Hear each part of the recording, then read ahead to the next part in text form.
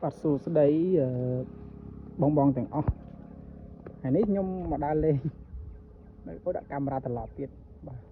ខ្ញុំមកដើរលេងនៅខាងតារាសាគរបាទបងប្អូនខ្លះស្គាល់តារាសាគរបាទតារាសាគរបាទស្រុកគិរីសាគរបាទស្រុកគិរីសាគរស្រុកតារាសាគរបាទខ្ញុំមកដើរលេងនេះមកម្នាក់ឯងតែអញ្ចឹងទៅខ្ញុំអត់បានថតដោយកាន់ដោយអ្នកកាន់កាមេរ៉ាឲ្យទេគឺតាមម្នាក់ទៅទីចម្លែកនេះអមម៉ូតូតែមួយគ្រឿងទេបាទស្អាតមែន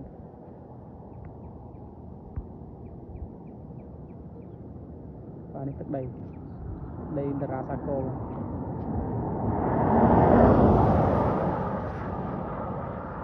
្អាតណាស់បងប្អូនណា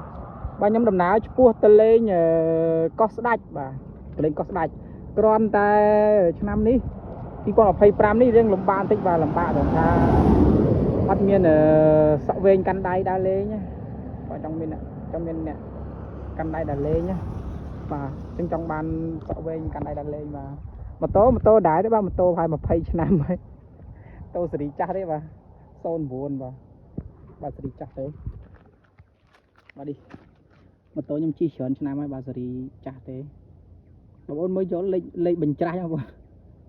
តែខ្ញុំក៏លំបាកមើលដែរនេះកាមេរ៉ាពីមុខបាទអត់មានកាមេរ៉ា selfie កើតអត់មានអ្នកកាន់ដងអស់ហើយបាទអញ្ចឹងខ្ញុំដើរលេងឲ្យដាច់បាយថ្ងៃនេះអត់មានអីញ៉ាំផង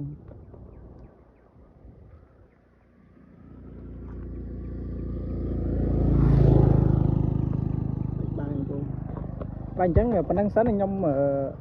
ជិះម៉ូតូទៅមុខទៀត